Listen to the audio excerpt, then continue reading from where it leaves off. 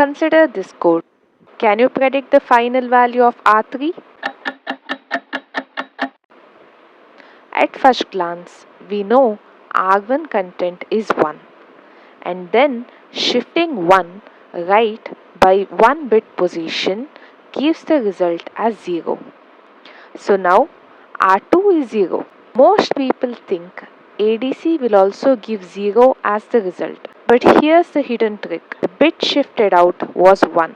So the carry flag becomes 1 due to the usage of suffix yes after move, which is meant to update the conditional flags of CPSR. Now ADC performs R2 plus 0 plus carry.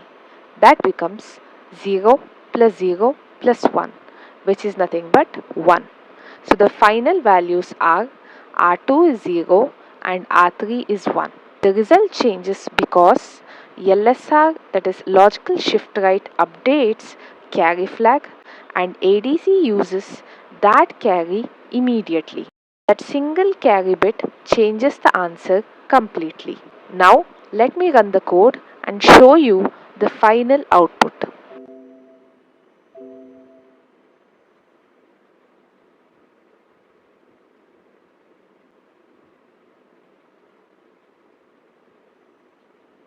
As you can see, R2 is 0 and R3 is 1. That's all about this code.